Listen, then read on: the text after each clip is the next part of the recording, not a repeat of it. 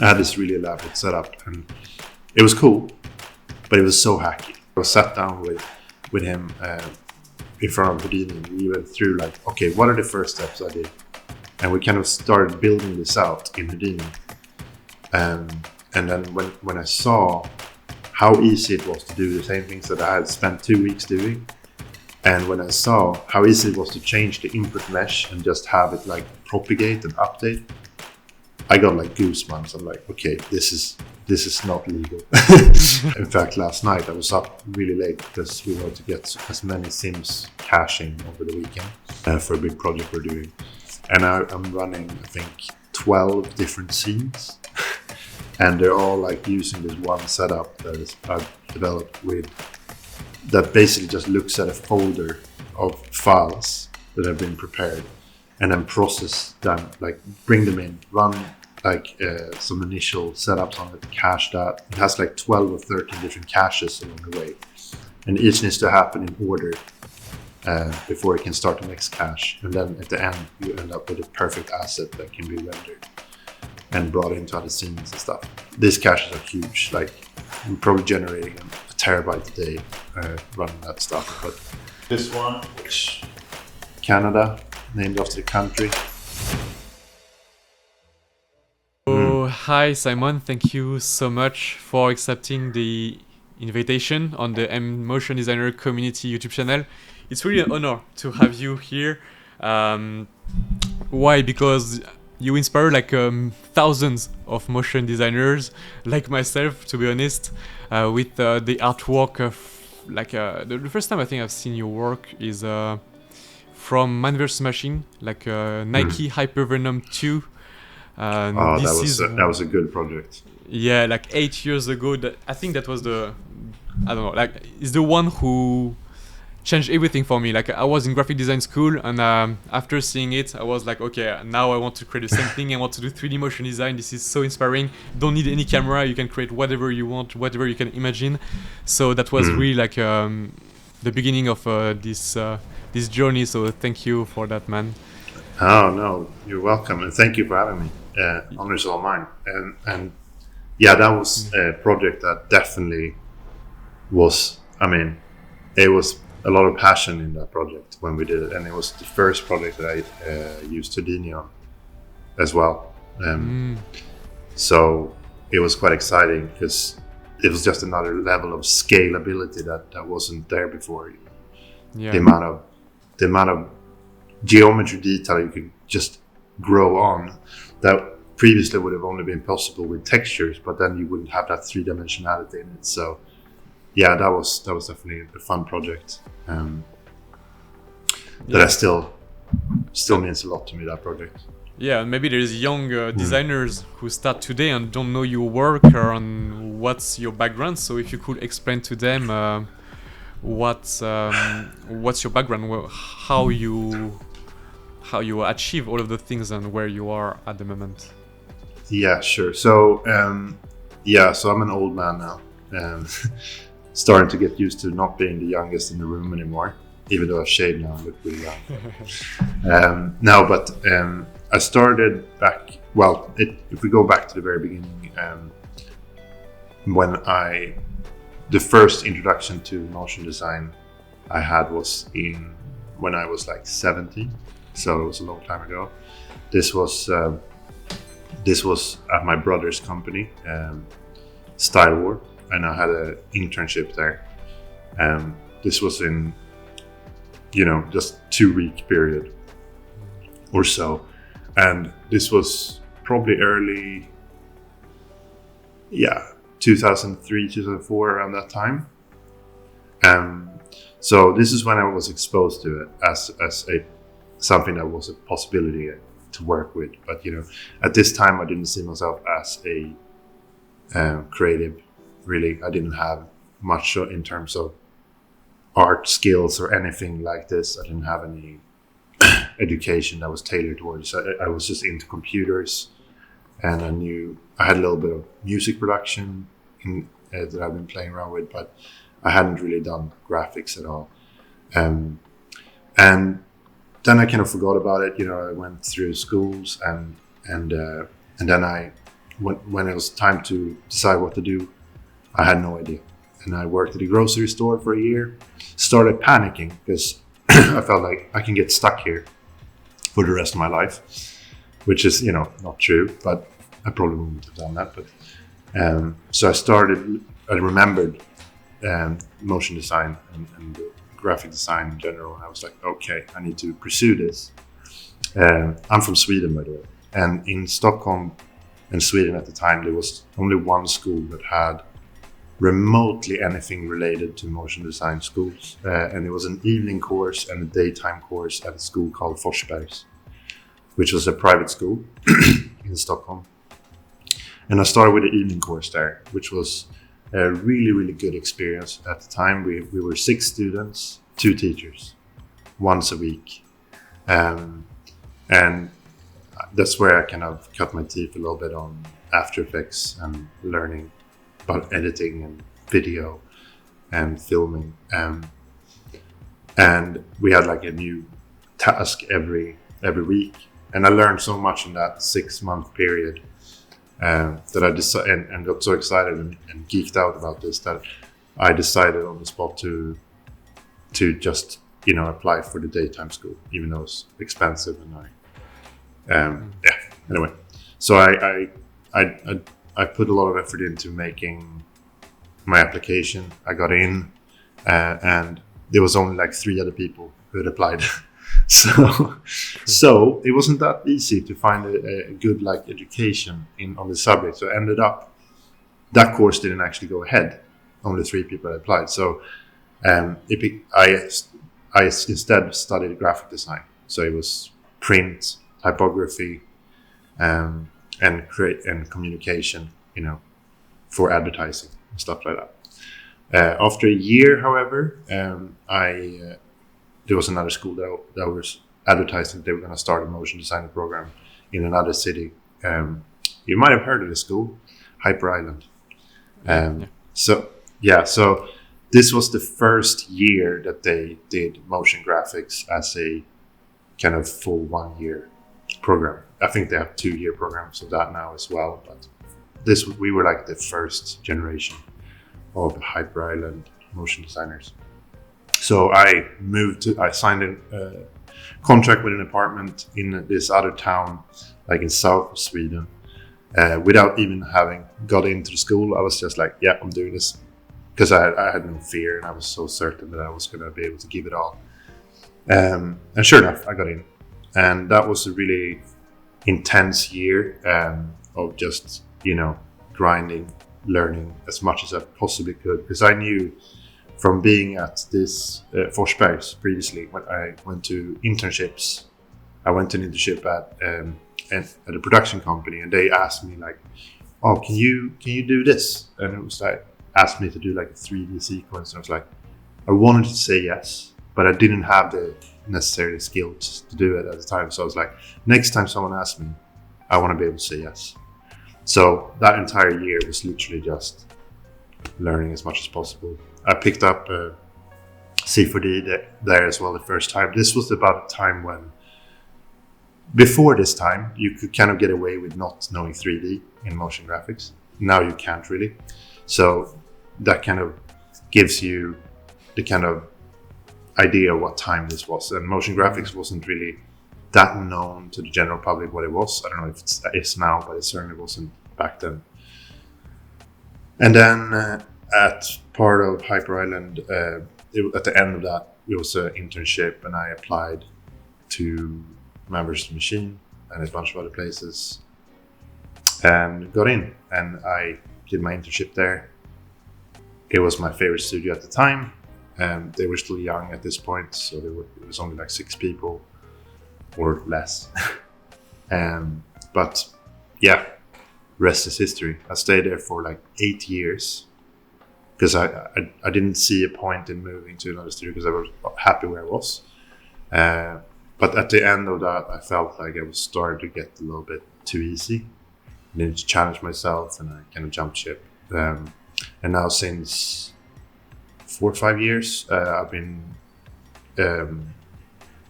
working for Panoply, which is my company, together with Mark Lindner. It was started by two other kind of freelancers, or Mark and another guy, Renault. They started a studio in 2015, and then Renault wanted to leave to pursue some other typography goals. He wanted to go in slightly more kind of traditional graphic design, hardcore, whereas Panoply was set up to be a motion studio. So I got offered to become partner, and I jumped on that. And yeah, that's a long answer, and I haven't even explained our current situation, but that's the background, kind of roughly covered since about 2005 to 2023. So that's fucking long time. Yeah, it's 20 years actually. It makes me feel really old. Yeah, you are OG from Motion Design. Like you guys are like just a few really inspiring designer of mine, and for people as well, like who maybe start right now. Do you have like any advice in our kind of period of time, because it could be maybe a little bit different from when you started? Yeah, so what could be like the advice you could give them to start in our industry, and what should they maybe careful or aware of while starting into 3D motion design? It is a tough one to answer. I think there's certain core principles that I've learned that work for me that I think is kind of still relevant.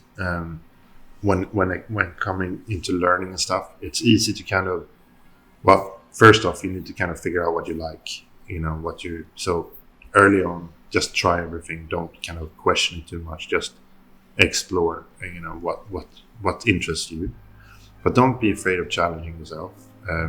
Don't put up any barriers that says that, if I'm going to be creative, I can't do all this technical stuff. Because this was exactly the kind of conversations I had with myself at the time. And I was like, I'm putting so much work into the technical.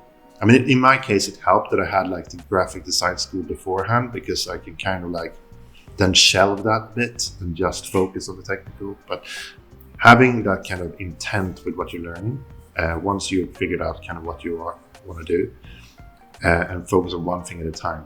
And don't stress about everything else, because there's so many different, areas to perfect, as you know. And then don't worry about what programs to use. I mean, I started out with Cinema 4D, which, I won't touch that thing anymore because I don't like it anymore. But I used to be really passionate about it. I used to use it. And it was only by the time that I realized how much time I would save, because that program was not meant to do what I was trying to do, that I justified the switch to kind of then learn Houdini and stuff. And my business partner, Mark, he was freelancing at Members Machine at the time, and he had already started. He's one of the first that I know of that started using Houdini for motion design. And I remember we were doing this project for like a medical company. They wanted to visualize cell division in a way that is a little bit more high tech in how it's came across. I don't have those old files now to show, but I came up with this super elaborate system in Cinema to kind of unfold a mesh and subdivide it without, normally when you put a subdivision on, it literally just steps between the subdivisions. But I figured out a way of animating that. And this might not sound very interesting now, but this was a long time ago, and I hadn't seen it done in this way before. And it wasn't just a mesh, it was like modeled shapes on top of these two. So it's a bit more than what it sounds like, but I had this really elaborate setup, and it was cool, but it was so hacky because, and I showed it to him, and I was sat down with him in front of Houdini, and we went through like, okay, what are the first steps I did? And we kind of started building this out in Houdini. And then when I saw how easy it was to do the same things that I had spent 2 weeks doing, and when I saw how easy it was to change the input mesh and just have it like propagate and update, I got like goosebumps. I'm like, okay, this is not legal. This feels like this should be. It was like time travel, almost like going from using something that was like 20 years older and then into the future, into this like amazing technology. So at that point, I'm just like, and this was at the same time that it was around the time when Softemarsh got killed. You know Softemarsh? Say again? Softemarsh.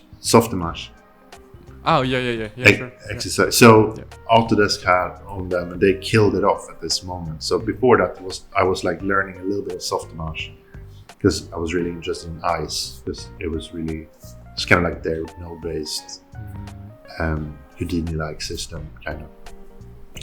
And when Autodesk killed it, I had been learning Softemarsh for about a month, and that just shifted the entire industry. Like everyone who was doing ice and Softemarsh had to move over to something else. So all the different 3D softwares were trying to like find those technical people and try to seduce them to start working with their software. And I was part of this. Pingu, he set up this conference or like event, which is called Cinema 4D Advanced Production Techniques. This was back in 2014, 2013. The first one was great. We were like really passionate. We were a small group of people trying to push cinema into the more advanced kind of techniques and stuff, hence the name. The second year was around the time that Softemarsh got killed, and everyone had already kind of in their mind switched over that we were gonna all move to Houdini. So it was a little bit half-hearted, that event for me anyway. That's how I felt like, and I'd already committed to doing it. I was doing like a presentation there, and Moritz was there, Manuel, and Tagma, everyone there basically moved to Houdini after that event was done. That's funny. So it was super weird, kind of. But that was like the day that I was like, okay, from this date on, this is behind me. So yeah, that's a long-winded answer. And also it's not even the answer. What did you ask? You asked about. It was about. It's kind of because it was about advice for young designer who would like to start in this industry nowadays. Yeah. But maybe for people who want to create the same kind of similar work as you, maybe they should start directly into Houdini and not jumping maybe in Cinema 4D first, even if it's like pretty complex Houdini compared to cinema. You would recommend them maybe to start with the software cinema? Or? To be honest, like cinema now is a different tool than it was.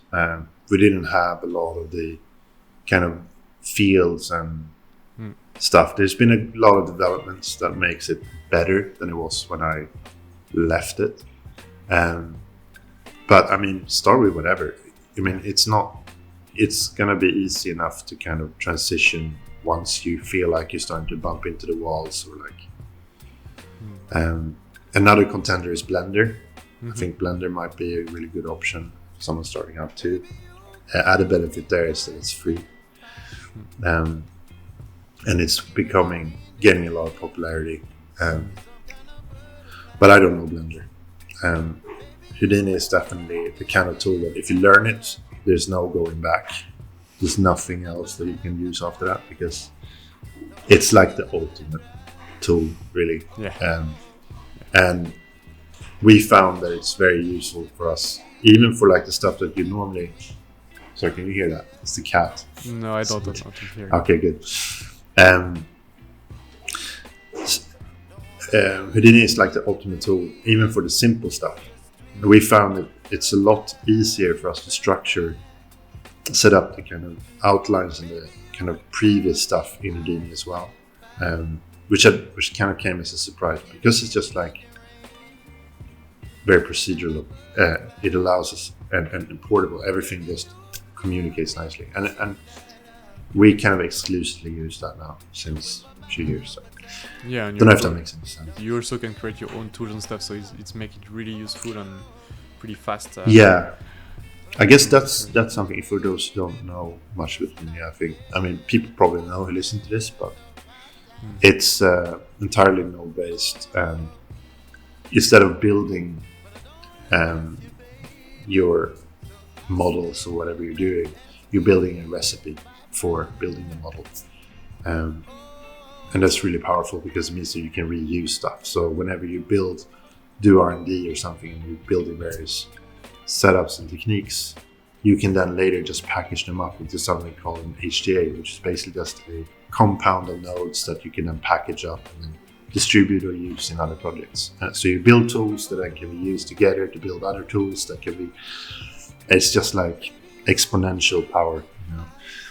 And then it also has a lot of nice pipeline tools like TOPS. I don't know if you're familiar with that, but it's kind of like dependency graphs and stuff, to where I don't want to scare people away from this because it's a lot to take in, but that shit is amazing because it allows you to, you know, I'm doing a thing now.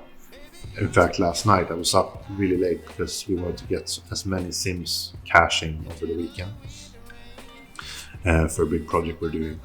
And I'm running, I think, 12 different scenes. And they're all like using this one setup that I've developed with, that basically just looks at a folder of files that have been prepared and then process them, like bring them in, run like some initial setups on it, cache that. It has like 12 or 13 different caches along the way. And each needs to happen in order before it can start the next cache. And then at the end, you end up with a perfect asset that can be rendered and brought into other scenes and stuff. And these caches are huge. Like, we're probably generating a terabyte a day running that stuff, but at least. How you deal with that? I mean, we have a big server. Yeah, big server, yeah. But this TOPS allows us to like manage this entire. So I can literally just point at a folder with the files, enable and set it to process on the farm. It just splits up across all the machines in the network, caches all the things.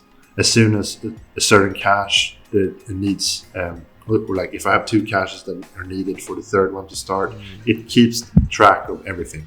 So once those tasks are done, it will start working on the next task, and it does it across all the files and puts it in different folders.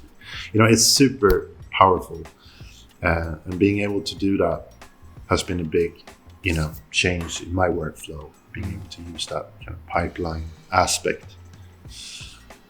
Sorry, that's a deep dive and maybe a bit of a tangent, but yeah. So, and you know, we have recently updated our server because we knew that we were gonna start a project soon that had like a lot of processing needed. So yeah, so. And this is interesting to know a bit how your brain work on this kind of setup and process. And that was a question as well I've got for you, is like about creative process. What your first thing you're doing or you think about when you tackle a new scene or a new project? How you is like everything is on I don't know, like is it possible to explain us a little bit your creative process for sure. I mean, projects? Yeah, so I would say it obviously depends a little bit on the project, but in general, like I've done this for quite a long while now. I used to be really, really stressed in the beginning of our projects because I didn't know. It felt overwhelming. I guess this is another tip for someone first starting out, like when you're in this situation. But I've learned over time that every time we're faced with a challenge and something that feels like it's going to be very, very difficult, we will just break the problem down into smaller chunks and then solve them one by one. And we know that it's an unknown at the beginning where you're going to end up.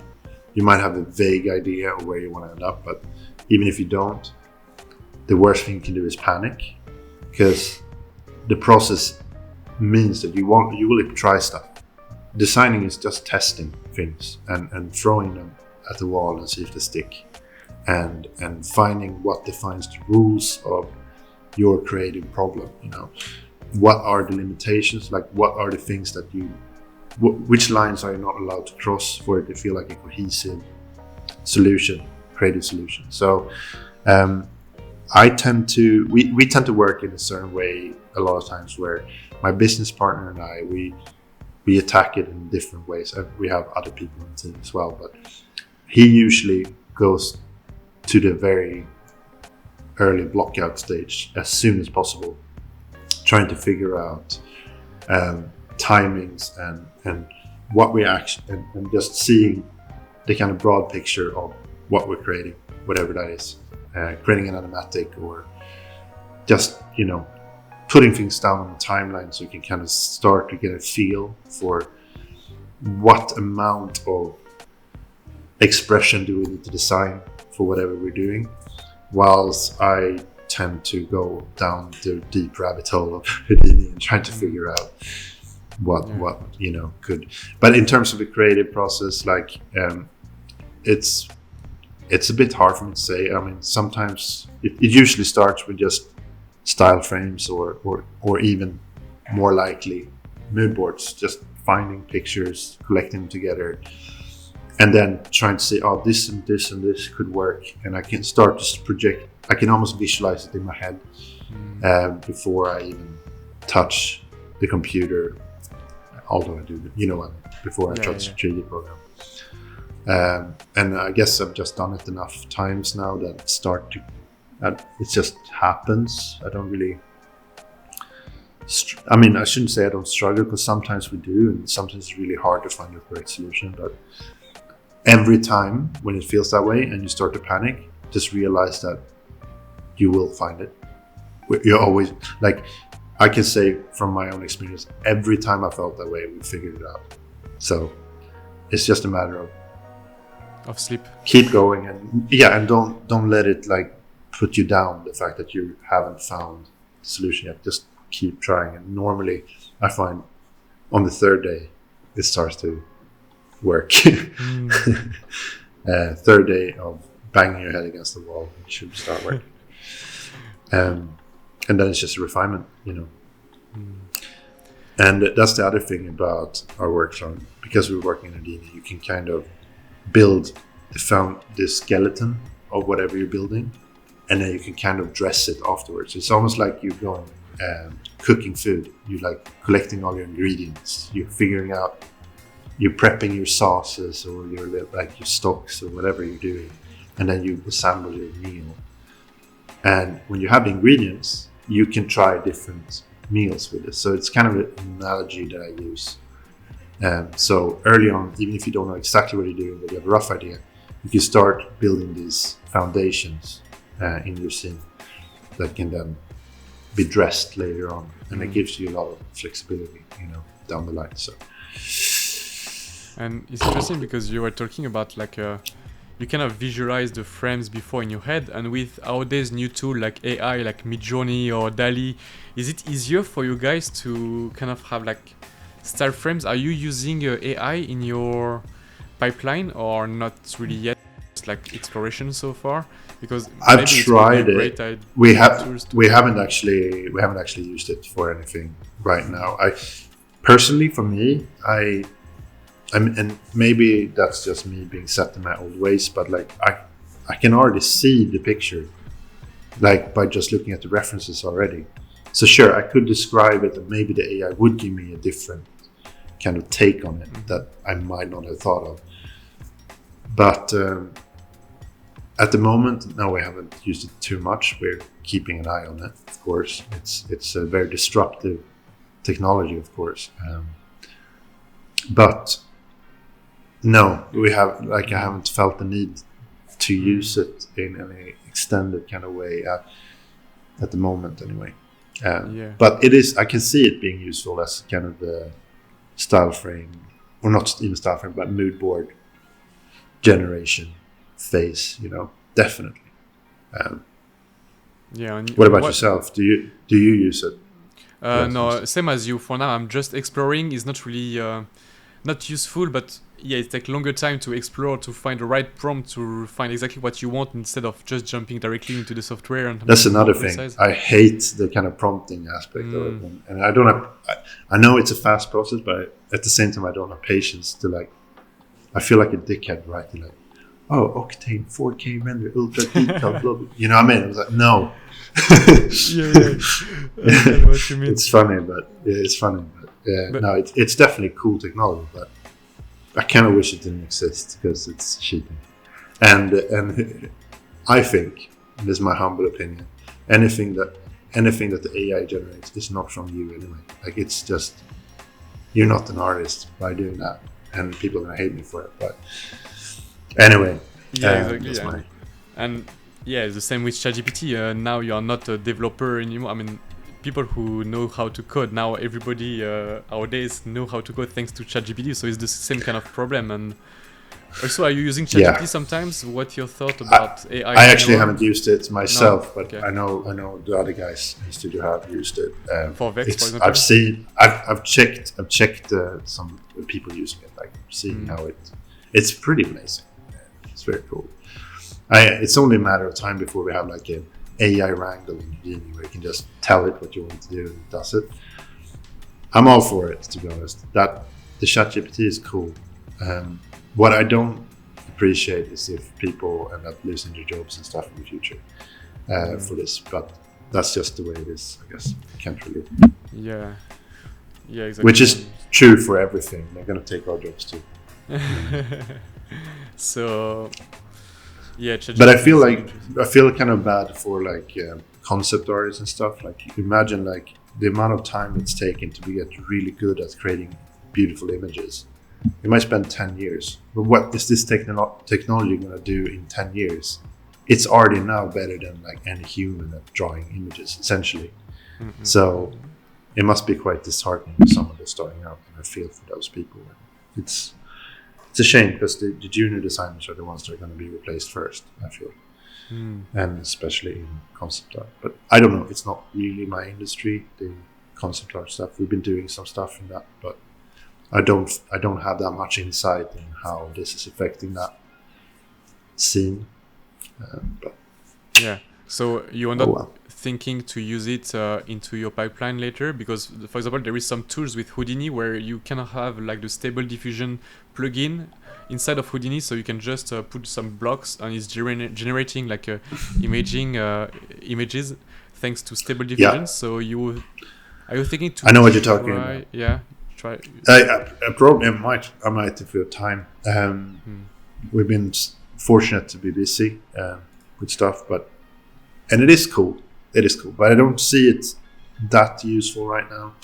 I feel like for me, if I were to think of a good use for it at the moment, obviously ignoring all copyright issues, and I don't know where that stands on like who has ownership and all of that, but if you just ignore that for a moment, I think generating stills that can be used as projected onto backgrounds where you don't have as much parallax, I can imagine that being useful.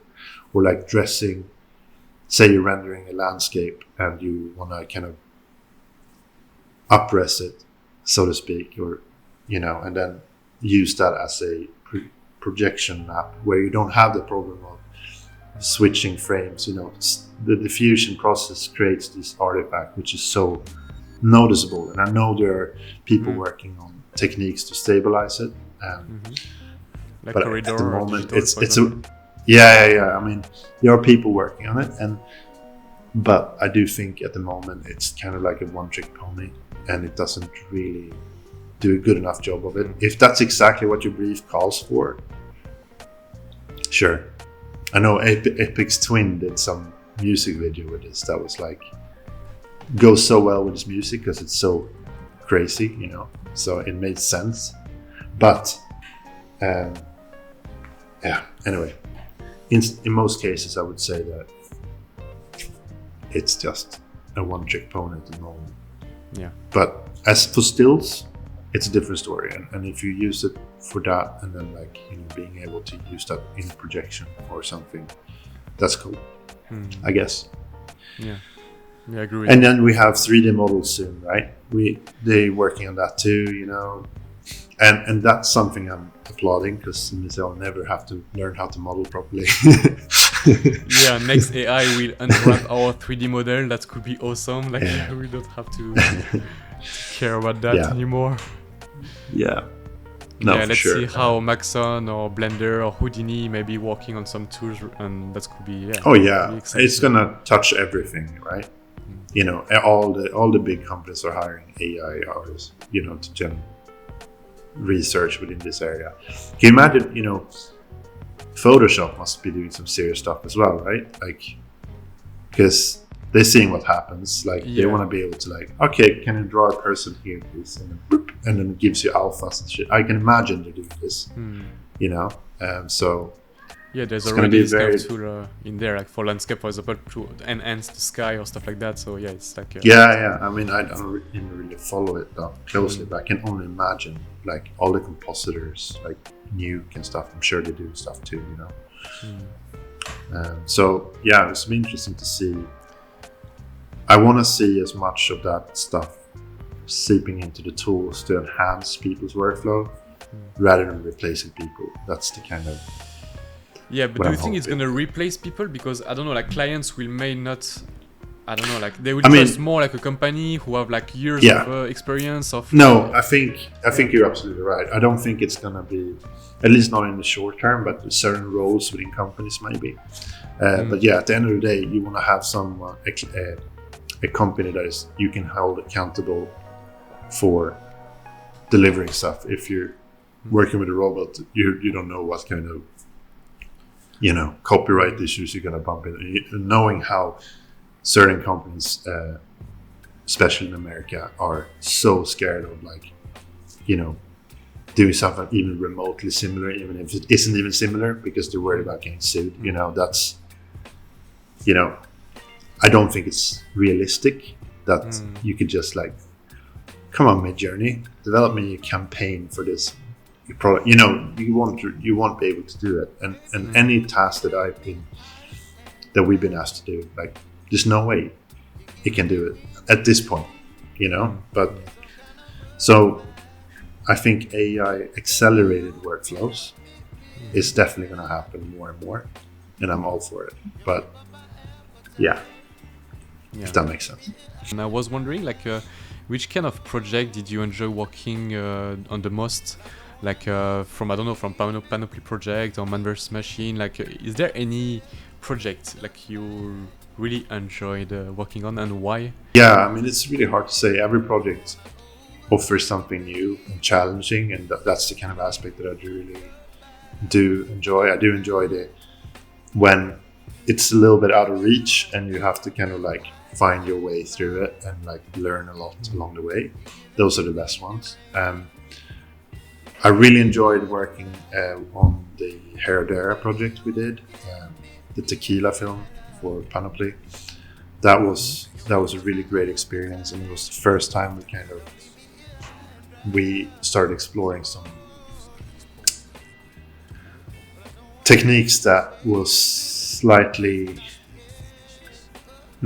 different. It was just how we kind of developed the system was quite interesting. We recorded a lot of stuff to UVs and textures, and it was a really weird hybrid approach.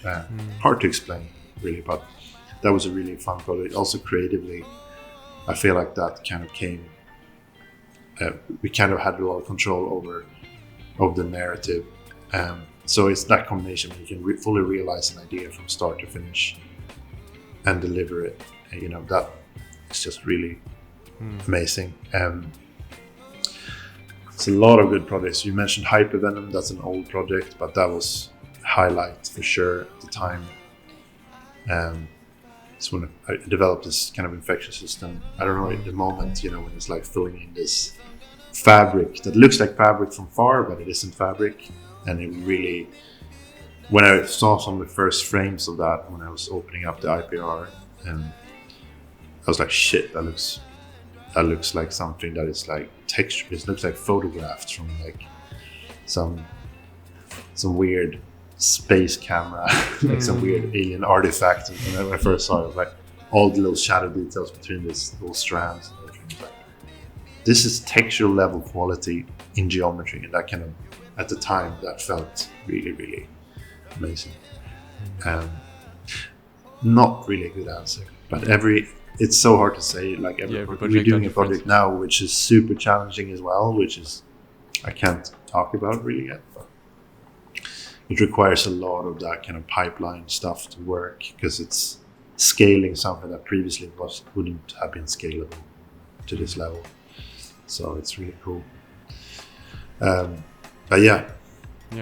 So what excites Simon is like a kind of complex project, challenging project you want to tackle. So you always we have this kind of technical layer to it, but it's always grounded in a creative that suits it, and it's reduced to like the core of what the expression needs to be. So it's like taking the simplicity of like an Apple product, but then amplifying it. That's kind of my type of product that I personally enjoy, but I do also really enjoy when you get away with doing as little as possible. Like we had this other item we did for Anagram. It's a production company, a film production company. And that's just a super simple execution, but it's just right. It doesn't need to be anything more. It's when you find those, like when you're trying to overcompensate with all these like particles and explosions and fire and smoke, and it's like it gets a bit cringe. I like to reduce it down to like the core of what it needs to be, and that's when it kind of hits a chord with me, And it comes to the lighting as well. Like everything needs to have intent. So that's why our kind of slogan, I would say, at Panoply is like beauty with purpose. That's it. That summarizes what we do. And I think that's the core principles. Because at the end of the day, you want to convey a message. You want to find a creative solution that answers the client's problem in the most simple, elegant, and expressive. But everything that happens that is beautiful needs to be there for a purpose. It needs to be a reason. You need to be able to look at an effect and say, this is here because this relates to this kind of core concept, and so on.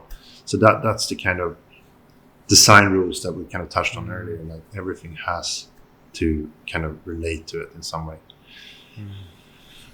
Yeah.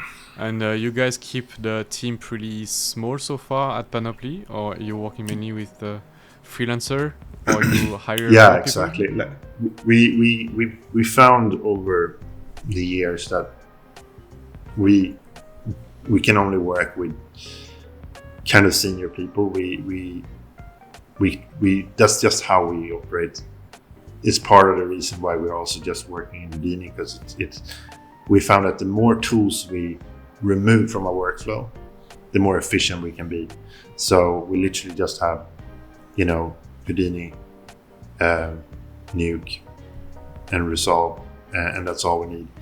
And there's less translation. Like I worked when in the early days of MAV, I was working in Cinema 4D. They had people in Maya and Max, and it was just like we're doing branding projects, and we had to try to match renderers.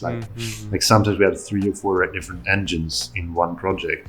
Different shots. It's like, come on. So we wanted to simplify that. So we've kept our team small.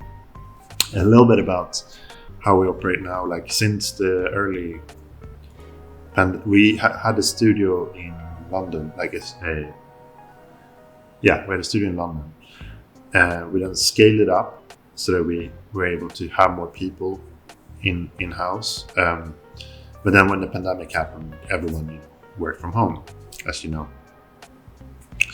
At the time, I lived in a warehouse conversion in Hackney Wick, which was like very nice place to live, but there was no infrastructure. I had no internet, pretty much. I just had my 4G on my phone, more or less. So working remotely on that was definitely a challenge. And we ended up deciding that then and there that as a way of getting around Brexit as well, we're in the UK, a lot of talent left the UK. They moved back to Sweden, Germany, whatever, because they didn't want to deal with the Brexit stuff. And it made it just more complicated. So we decided, even before the pandemic, but we kind of sped it up so that we were going to go fully remote. So now we we got rid of our studio, our office space, and we converted all our hardware into rack-mounted stuff that we put in the data center. So we're remoting through Teodici now, and we have all of our servers, all our machines in a centralized location. We can work with people from all over Europe as if we were in the same room. So that's kind of like our way forward. Long story short, I'm not even in London anymore. I moved to Liverpool about a year and a half ago because, as I said, I had really bad internet in that apartment that I lived in London. And I moved to another one when the pandemic started that was like a little bit further out. It was a nice flat, but it was too far away from friends and stuff. And it was also like not a very good area. But I was like, I'm not going to see anyone for a year now. So might as well just sit here and work. But then when I tried to find a new flat in London, I was like, the prices had gone up and the quality of the apartments was just garbage for what you're paying. And I was like, I'm not doing this. And there's no reason to be there anymore. So, yeah. And long story short, we ended up in Liverpool. And yeah, you get a lot more free money here. So it's nice being able to like have that. For us, it works really well, like the remote setup. We have some employees. One guy's in Austria, working with us every day. It doesn't make a difference where you are, as long as you're in like Europe. You don't have, so you just have a similar time zone. We all, it's cool, man. I didn't know that before the pandemic. I didn't know that there was such good like screen sharing, well, not screen sharing, but like remote softwares that could actually handle video and uncompressed more or less. I mean, it is compressed, but full color depth and everything. Have you used any of those? Have you used what? Yourself? Use what? Have you used Teodici or anything like that? DaVinci? No, I haven't. No. Okay. No, never. But you guys are like hiring mainly Houdini designers, right? Because for the pipeline is it easier, or you guys hiring some C4D artists as well? No, we only work Fully with Houdini, Houdini artists. In some cases, when we've done certain projects and we need a specific, maybe like an animator, like character animator, they can work in whatever, as long as we can get the files, Yeah. Because our pipeline is Houdini. And we're going to go into USD and stuff soon as well, hopefully. Are you familiar with USD? No, no. So it's like the universal scene description, which then would hopefully make it easier to kind of move files between engines and stuff in the future. It's like a pipeline thing, really, but So it's again, something the name, Pixar sorry. developed. Oh, okay. Universal Scene Description, USD. Okay. It's something that Pixar developed. Okay. I think I heard and- about it, yeah. And it's part of Houdini now with Solaris. Okay. And that's something we're looking at. That's a So question wait, as well. okay. You using Solaris or Redshift? Redshift runs in Solaris actually, but we have not fully switched to Solaris. We have explored it and we're waiting for. We've tried it and it's super powerful. We're definitely gonna go into that more, but we're waiting for the final release of the Karma XPU because we want to switch to Karma as our renderer, because as much as I like Redshift and Octane and stuff, they all have limitations that and I mean Octane doesn't even have a render delegate for Solaris, so that's not gonna work. Redshift has one, but it's been very crashy and sluggish compared to, I mean, it's just not ready yet, I feel. The Karma one is a lot more stable, but it has some core features lacking in the GPU department at the moment, and that's being worked on, I'm sure. So once side effects sorts out Karma XPU, we're gonna be all over Solaris, guaranteed. It is cool. It will allow you to like set up your shaders and everything in a standardized way, so you can render them in the engine. That's the idea. Like you would be able to create a universal scene description of your scene, and then render it in Unreal or whatever. You know, it's very powerful concept, at least. Whether or not that stuff will be as good in practice, I don't know. We'll see. But there's other benefits to it. It's kind of proceduralizes lighting in a way. Not entirely proceduralizes, but it allows you to fork the scene. So you can have your objects and you can build your light setups, and then you can have another light setup and like set up different shots, but it all relates back to the original scene. So it's very powerful stuff. But at the moment, no, we're not using it because it's not ready for what we need. Yeah. And Red Engine as well, which is developing pretty well as well. Maybe one day you guys may explore this tool, or... Oh yeah, 100%. That's something we're very interested in doing. We just haven't had a moment yet to dive in deep into it. But I do feel, and that's another reason why the USD stuff is interesting, because in theory you should be able to kind of easier work across them when you can build. So you could, in theory, don't quote me on this, but in theory you could build your shaders as you normally are in Solaris, and then be able to transport it over to Unreal and render it in that. I mean, that's the dream, right? Like being able to like work however.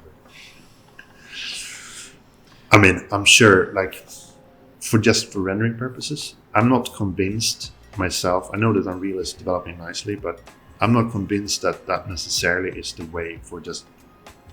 Because I feel like all the engines are going to have this real-time capability anyway, to some extent. And if you just want to render quick, that's a problem that's going to be solved regardless of using Unreal, I think. But I do think there's many at the moment. Unreal is definitely leading the way on that. Yeah, you know. And I've heard, like, on some interview you were talking as well about this kind of like not being just focusing on one imaging on one screen, but having maybe the entire scene all around you, and maybe this kind of mixing AR and technology, and that could be like really pretty interesting in the future. That's definitely big happening right now. It's a hot topic, isn't it? And yeah, definitely. Well, let's see. But I saw a demo where a guy, like, I don't remember where it was, but like they had one of those scenes, you know, live in Unreal, and he had a prop that was tracked, so like light flashlight, you could like light the scene like, in Unreal. Yeah, it was really cool actually. I can see that being like super powerful on set for like film productions. How much that touches us, I don't know, but it's cool tech for sure. Yeah, for sure. And now, I mean, right now, on when you were living in London, like, do you have like any hobbies you enjoy doing to really disconnect from work?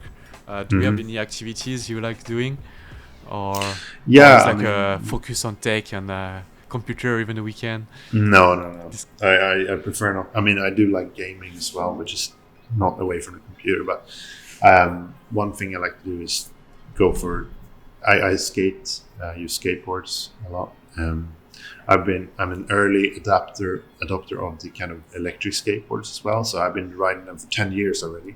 It's one of the first in London that I saw with a board. That was me. Back in 2013, I started riding them. So it's 10 years now. So that's something I do a lot. Just go a lot.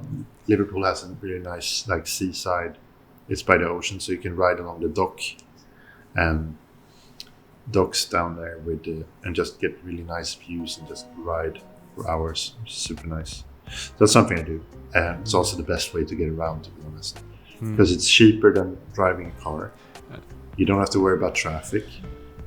It's fun and it's better than walking. So I use that a lot, and you know. Yeah, and it's better than being in a car, and I don't know. You can enjoy the fresh air, discover a new spot, and you're more free. It's definitely something I enjoy doing, and I have quite a good range as well. Like I can ride like 40 kilometers on per Oh, yeah. charge, you know. And, yeah, so it's So you're quite driving good. 40 kilometers. You're confident on it, but it's been 10 years, so maybe you're alright. But Oh yeah, I it mean, seems pretty I've been fast, right? skating I've been skating my whole life. Like I started skating when I was like 8-9 years, doing tricks and stuff. Nowadays, not so much. I feel like I'm gonna hurt myself too much. It started hurting too much. It's too When I was risky, jumping, right? I was jumping off stairs and stuff, you know, and I started like twisting ankles and it was like, and I was like, nah, I'm not gonna go pro skating. So Yeah, it's not worth it, I'm right? just, it's not worth it. So I just stopped doing that. Another thing I love doing when the opportunity comes is snowboarding. Snowboarding is one of my biggest passions, but unfortunately, I haven't done it in the last couple of years. So. But yeah, those are two things. Going on holidays, of course, hanging out with the wife, playing with the cats. It's like good for my mental health. How many cats do you have? We have two. This one, which Canada, named after the country, and Piccolo is another one, which I don't know where she is. Yeah, I don't know. Yeah, I mean, it's nice to disconnect, yeah, sometimes for sure. Yeah, definitely, honestly. Yeah, and I don't know, is there like anything you discovered recently, is like online or offline, that you could recommend to the community, like in a professional level or personal level? Anything recent? That's good. It's a good question.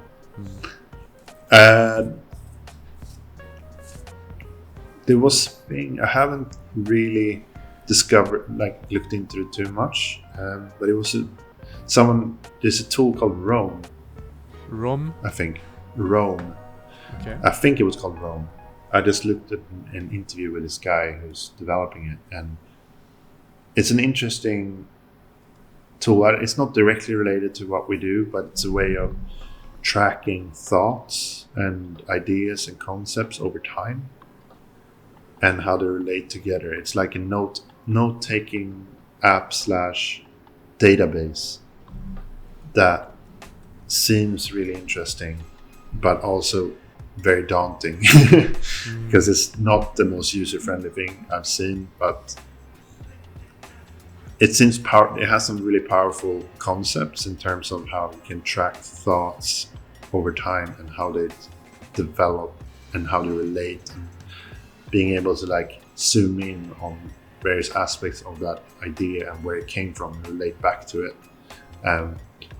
I haven't touched it, I haven't used it. I just thought came across it the other day and it sounded like a really cool concept. It's a way of, you know, optimizing efficiencies across bigger teams as well, and how you can kind of maybe track your ideas. I don't know if it's worth your time, so I'm just caveating that, but it was just a cool thing that I thought was quite interesting. Other than that, I don't know. I mean, so much going on, and I'm a lot of times like the tool that I use the most is Houdini, and like I learned so much within that, but it's so like niche and specific to, and it's not necessarily a tool. I might discover it's a certain workflow, a certain like principle that I find really useful, that then kind of repels me forward for a period of time. So I'm stuck in like learning cycle where I'm like developing new principles for my own efficiency, but it's more specific, you know. Yeah, sorry, not a good answer. Not a good answer on that one. No, it's great. We're gonna explore a bit this tool, and maybe one last question before like a little quick 4-second interview. It's gonna be like a quick question and we explain you that. Sure. Next is like who inspires Simon Holmedal? Is there any inspiration? I mean, it's the cheesy answer. Mother Nature is the best. You know, if you go into a park or into nature and just looking around, like everything's so interesting because it's there for a reason. Like the way the light has hit a certain area, and the way the nutrition has flown, and that kind of everything is there for a reason, and that's super inspiring. There's plenty of amazing designers out there that all do their thing and they're all cool in their own way. What truly inspires me when it comes to like the work related stuff, I mean, it's whenever you find that you have an idea that is executed with confidence, you know. It's not just like fluffed up, and it's not like, oh, that doesn't quite fit. It's like the design core principles are like so tight and like German in its ways. That's something that truly inspires me. When they're really, really on point and still has the kind of production quality, you know, kind of execution. There's obviously a lot of inspiring technologies now. We've talked about the AI stuff. That's cool, but it's also kind of soul destroying because it becomes like fast food. Exactly, yeah. Like it's like fast food for graphics. Like it's just overwhelming, which kind of in a way is kind of like a blank slate because it forces everyone to kind of do their own thing in a different way. Maybe it alters the narrative a little bit to what people are striving for, in terms of like maybe it's not photorealism, maybe they find their own style that is very specific that they're forced to kind of explore, and that's interesting to see. But in a way, I do miss the old days, the Vimeo days, when it wasn't all about Instagram and shit like that. And now I feel like it's so watered down, like the social media is kind of, it's not dead, it's definitely everywhere, but it's not as exciting. So for me, what inspires me the most is just like staying true to that, you know, idea, that the thing that got me excited in the start, the idea of being able to think up something that doesn't exist and make it real and film it, you know, virtually. And that's what keeps inspiring me personally. Because if I were just looking at what other people did, I would just get overwhelmed by the sheer amount of content out there, especially with the AI stuff, and it would not inspire me anymore. It's kind of true to kind of it's worth isolating yourself sometimes and look at other references that are outside of the industry for sure. Like at the very minimum, do that. It's important. And also, like you said, like having too many artworks, like the value of art is kind of decreasing right now because there's amazing creations like popping every single day, thousands of them. So the complexity. But we have to remember, as motion designers, we're not just creating art. We're creating stuff with purpose, right? We're solving other problems for clients. It's whether it's advertising or communication in other ways. Like it's more to it than a pretty image. Yeah, exactly. And if it's not, then it's not. There's a lot of thought goes into everything. So hopefully we're still around for a bit longer. Who knows? I think so. Who knows? I'm pretty confident. It's just the industry will evolve and those tools will make us way faster, and it's gonna be maybe more about storytelling and the way our imagination will flow, and it's gonna be maybe faster and the stories will be better, maybe longer and less time consuming. And I'm pretty confident. Exactly. Our industry, So I've got like a little game. It's gonna be like a really quick one. I will have like 2 questions at a time. You have to choose only one answer in between both. You have to choose as quickly as possible. So we're gonna start right now. So first, sci-fi or commercial projects? Commercial projects. NFT or AI? NFT. Vex or Espresso? Vex. Vex or Vops? Vops. Nike Venom Project or Logitech Powerplay? For me, Nike, because it was just like, we talked about it. It was just a good moment. Sure. PC or Linux? Oh, we're not on Linux anymore. We used to use it. So I guess PC, I suppose. Although I do prefer Linux, to be honest. Okay, online or offline world? Offline. Instagram or Twitter? Instagram. And to finish, Houdini or Unreal Engine? What do you think? Exactly. Houdini, yeah. This is the obvious question. For sure. Yeah. Okay, that's interesting. Like on the PC or Linux. So you guys switch to PC, back to PC? Because for We the used time you it. were. Yeah, we used it, and it was kind of when we started going more remote that we switched back to Windows, and it was part of the reason was just because we were a bit concerned with us only being remote, having people that might not be used to using exactly the tools that we use. We wanted just to be able to allow them to use what they need. Like everything that we needed at the time was on Linux, and we were running it, and it was fine. But Teradici at the time allowed us to use NVIDIA like GeForce GPUs for Teradici, which wasn't allowed before. Before it was only Quadros, and so at the time we were using 2080 Ti's, and that was kind of first supported within Windows as well. So if I remember correctly, so it was just everything just aligned that way, and we just ended up doing it. The switch. I do think that Linux is better, more efficient, more stable, but they're all fine. Like it's not going to be too much of a difference. I remember it was quite a big, significant speed improvement in Linux when rendering in Redshift in the past. I don't know if that's still the case. Haven't tested it, but whatever does the job. That's the most important thing, right? I don't really care. Like at the end is the output in a quickly way, so that's the main thing. Plus, I like the idea that I'm not playing games at work because those machines are in data center, but I do like the ability to play some games, even though Linux does allow that too. Windows is fine. I hate it. I hate all of this. I mean, we used to be hardcore Mac users for many years, but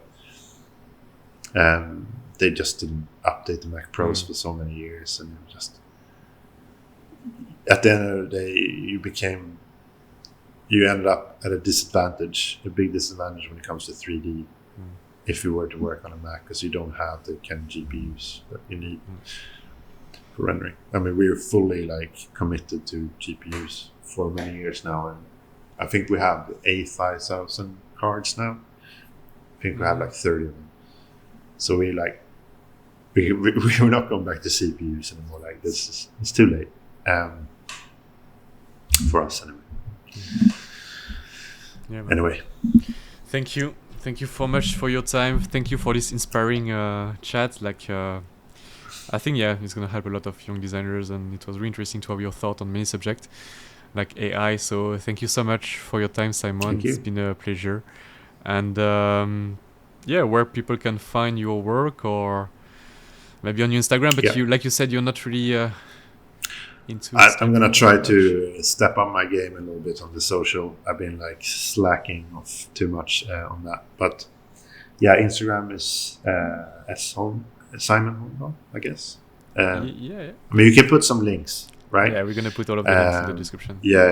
My Panoply is panoply.co.uk, and my website is simonholmedal.com. That's it. Check it out. Perfect. I need to update my website though, to be honest.